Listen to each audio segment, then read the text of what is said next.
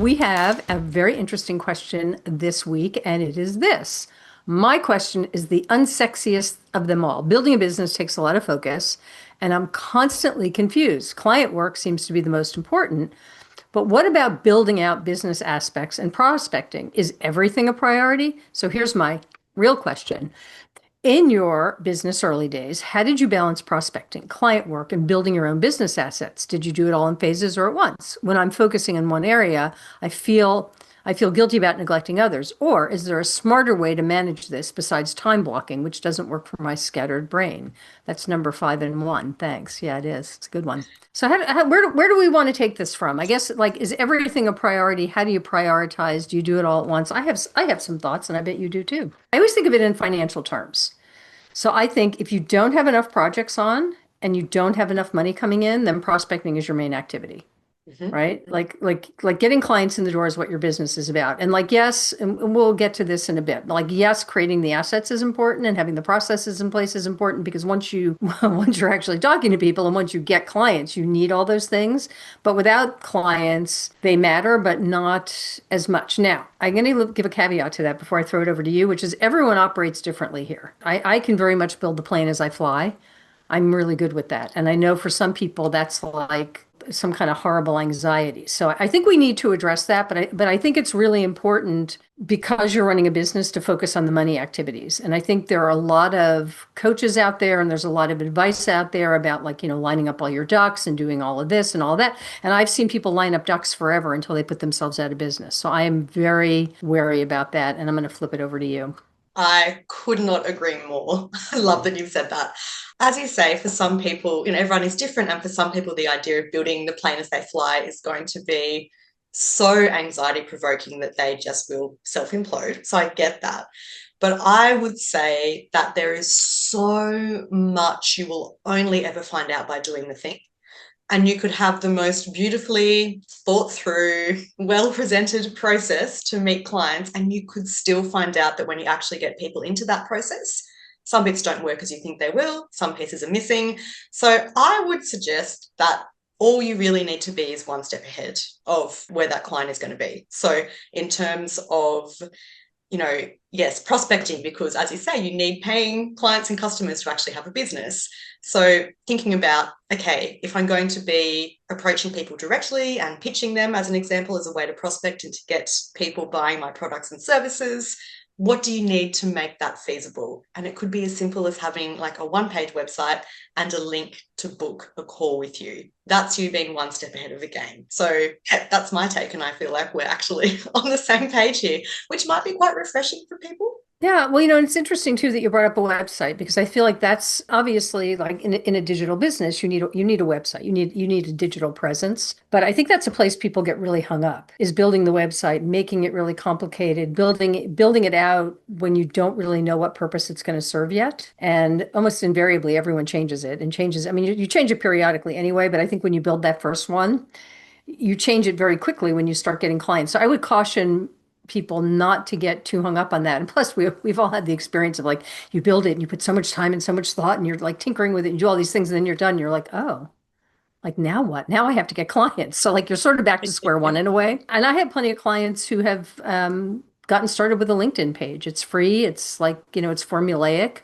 It gives, it has credibility. So I mean, you can go really bare bones. That said, I mean, I love what you said. It's kind of like you're just one step ahead. I just want to look at this because this says building a business takes focus. Client work seems to be most important.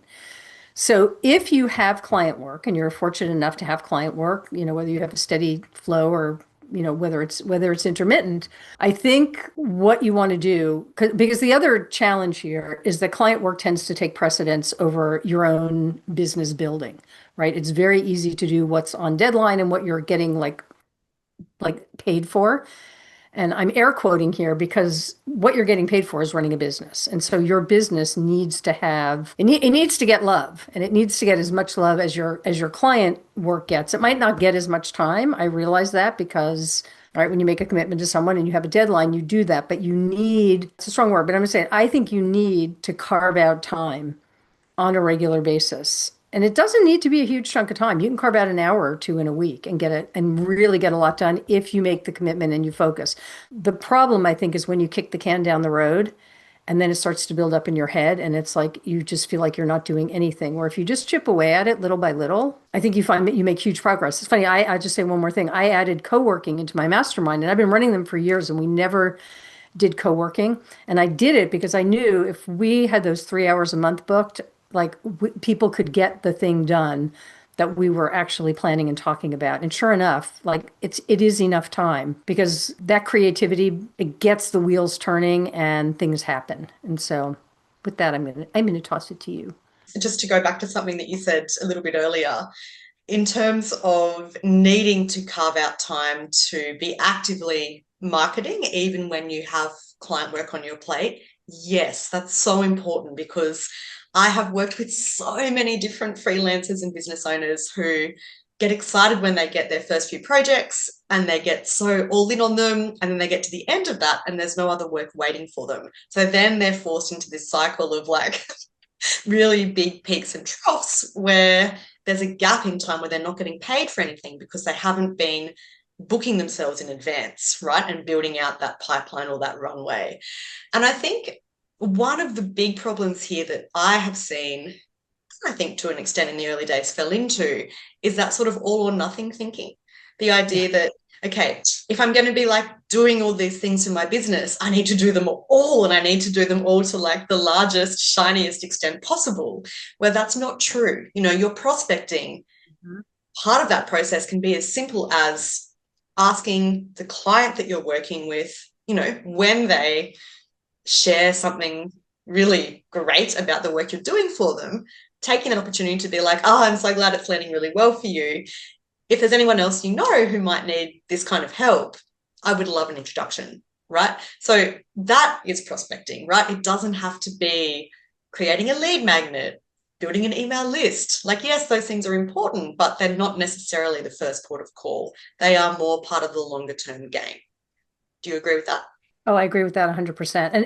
And speaking of which, I mean, when they say that, you can also ask if you can quote them, right? Like grab the testimonial when, grab the Yes. proof when it's delivered. But your point is an excellent one though, because I think people get very nervous about asking for referrals. I think they feel like it's a big ask or it's a big favor. And I think, a way to reframe that is, I mean, if you do great work and your client is very happy, they'll be very happy to share. And they'll be Yeah. very happy to tell people that they know about you. And, but sometimes they need the ask or they even need the gentle reminder that that's something you might want. So I think it's just very important to weave that in. And I know it can feel a little uncomfortable sometimes because you feel like you're asking for a favor or maybe you're overstepping or maybe you're going to offend them and you just aren't. People are really happy to refer things. I mean, the most obvious thing is like, I mean, we tell people about things, right? We tell people about good books or TV shows or restaurants or whatever it is. That's like, it's natural to want to share something, but sometimes you need to be given permission. So give them permission. Think of Yes. it And that make it way, easy. maybe. Yeah, make it super easy. And then this person says, when I'm focusing on one area, I feel guilty about neglecting the others. Is there a smarter way to manage it? And I think, and they said they don't do time blocking. I have never been a fan of time blocking. I can't do it. If I try and time block, then I just piss myself off. I'm like, I resent my own calendar. I mean, I think certain things you have to do regardless of how you feel, right? I mean, you can't be in business and be like, well, I just don't want to.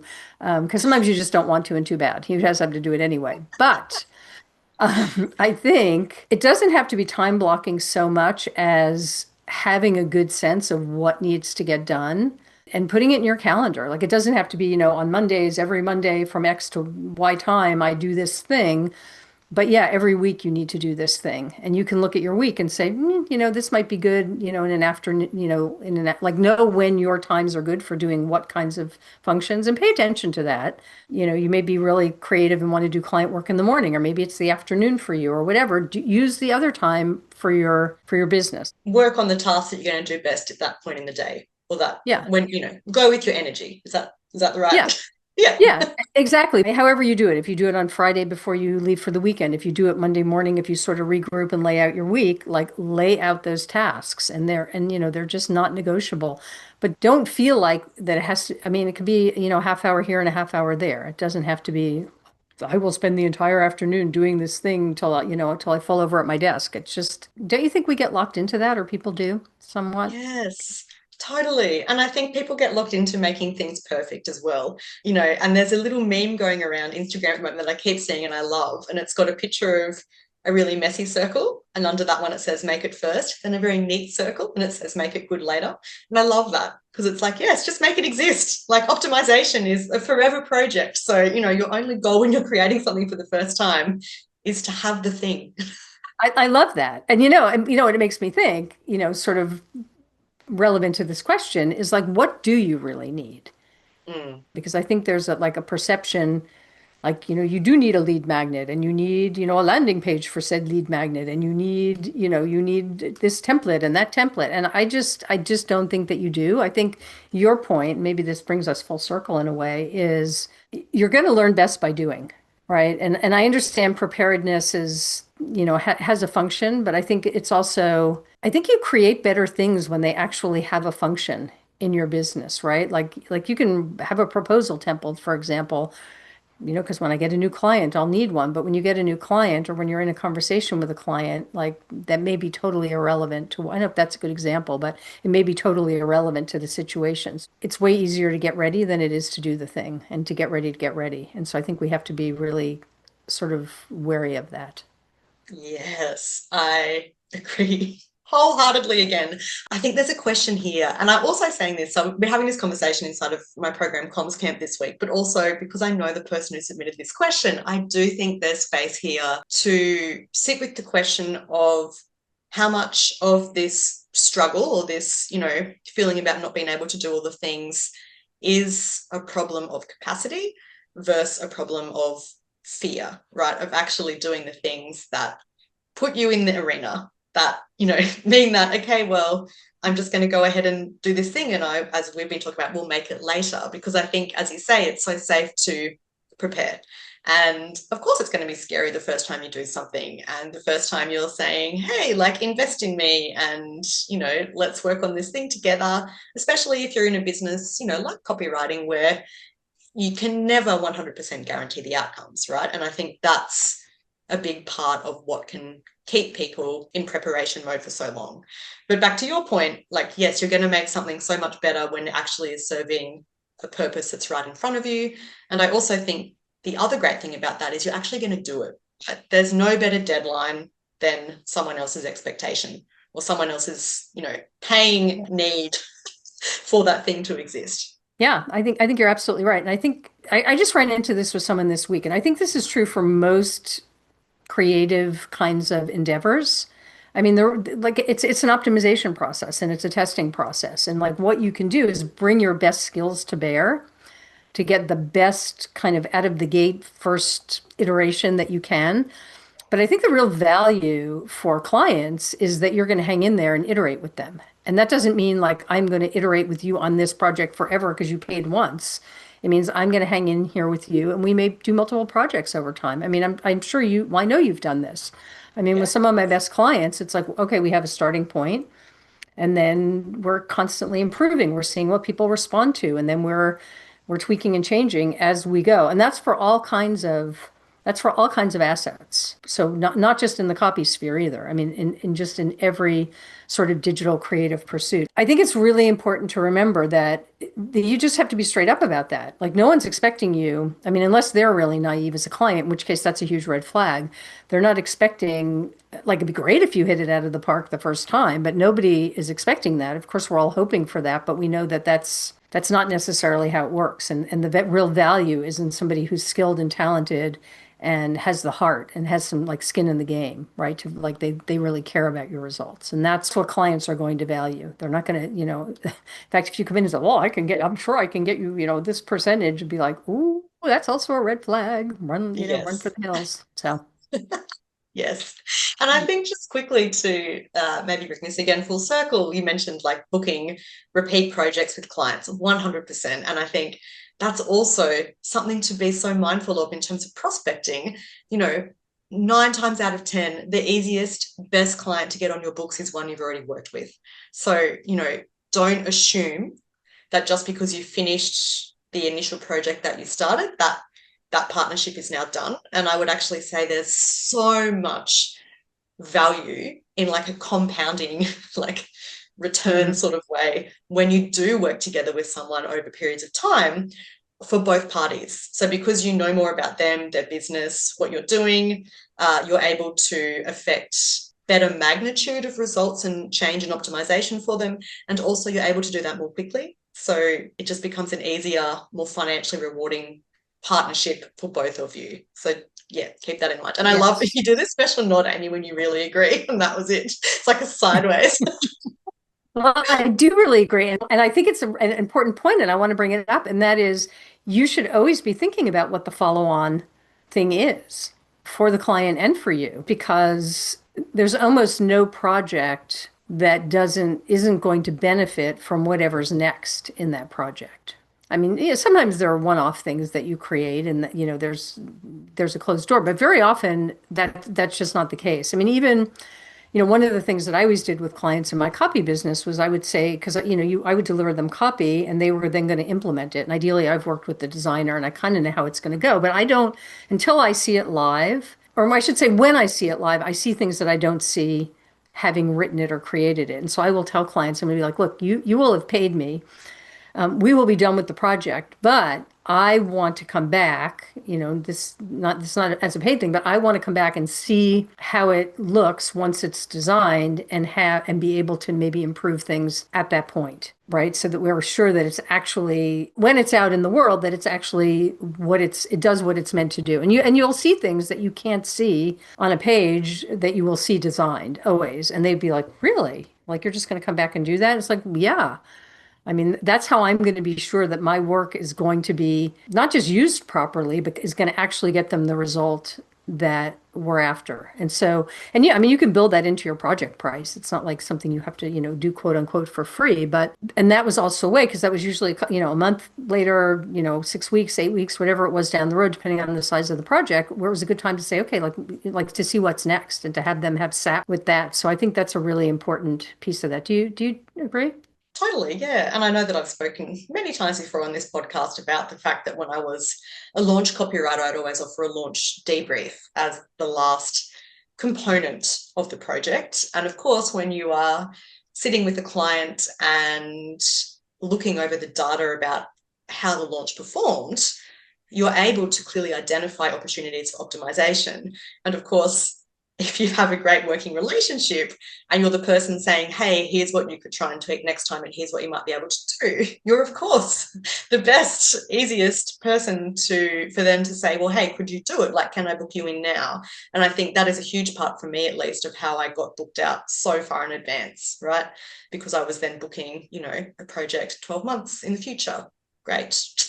Yeah, and another point to that on that follow-up piece and talking about like follow-on projects and more projects is I can like hear some like it rattling in someone's brain. They're like, but wait, budget, money, money, money, budget, client spending. And what I want to say is, and I'm gonna caveat this a little bit because I'm gonna call them better clients, but the better clients and the clients who are easier to work with are not necessarily bound by budget. They don't just have this much money. They have enough money to actually run their business. And so I particularly want to say that if somebody's new in the business or new to their business, because I think there's a tendency to, especially in the early days, work with clients who have less budget, which is fine. And it makes perfect sense. But to know that there are clients with bigger budgets, and the bigger the budget, usually the nicer and easier the client is to work with. And that's not 100% across the board, but those tend to be people who understand the value of what they're buying from you, right? They know the effect it has in their business,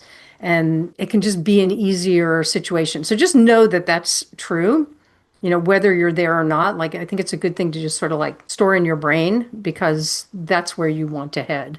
Yes, big yes. And I think, yes, those clients, the better clients, don't necessarily have a tight budget, but I think what they have, possibly more importantly, is a more experienced business sense, because they're not viewing hiring you as a pure expense, right? They're viewing it as a way to make more money, to create more space or time or capacity, whatever that return is. So, I think if you're able to, and if it helps you to conceptualize, right? And I know not everyone listening will be able to draw a direct line between the work they do and the money that their client makes. So maybe it's about, the hours it frees up for them, or the capacity it creates for them in order to do the other tasks that are actually more important to making their business money elsewhere, whatever that looks like.